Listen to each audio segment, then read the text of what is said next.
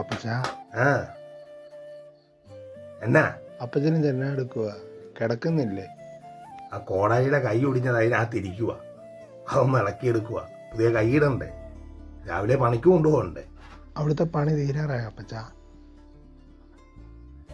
ആ 2-3 ദിവസം കൂടെ ഉണ്ട് അവിടുത്തെ പണി. അമ്മച്ചി കിടന്നോ? ആ അമ്മച്ചി കിടന്ന്. നീ കഞ്ഞി കുടിച്ചോ? ആ ഞാൻ കഞ്ഞി കുടിച്ച്. എന്നാ പോയി കിടന്നോ. അപ്പച്ച കാര്യം പറയടാ. അപ്പച്ച എക്സാം ഒക്കെ കഴിഞ്ഞ് ഇനി റിസൾട്ടൊക്കെ പറഞ്ഞാൽ 3 മാസം കഴിയും. ഞാനും അപ്പച്ചൻ്റെ കൂടെ നാളെ തൊട്ട് പണിക്ക് വന്നോട്ടെ. വീട്ടിൽ ചുമ്മാ ഇരുന്ന് മടുത്ത്. അപ്പച്ചൻ ഒറ്റയ്ക്ക് കിടന്ന് കഷ്ടപ്പെടുന്നത് കാണുമ്പോൾ എനിക്ക് വിഷമമാണ്.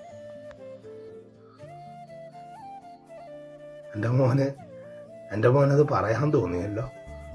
എൻ്റെ മോൻ വരികയൊന്നും വേണ്ട. അപ്പനൊരു കൂലിപ്പണിക്കാരനാ. അപ്പൻ ഒരുപാട് കഷ്ടപ്പെട്ടിട്ടുണ്ട്.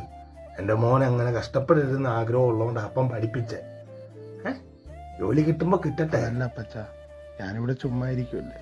ഈ പണി ചെയ്യാൻ എനിക്ക് സന്തോഷമേ ഉള്ളൂ. എനിക്കറിയാം വെയിൽ കൊണ്ടൊന്നും വരണ്ട.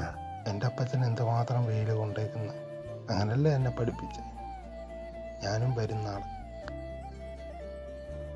മോൻ്റെ ഇഷ്ടം. വരാനപ്പൻ ഒരിക്കലും പറയത്തില്ല കേട്ടോ.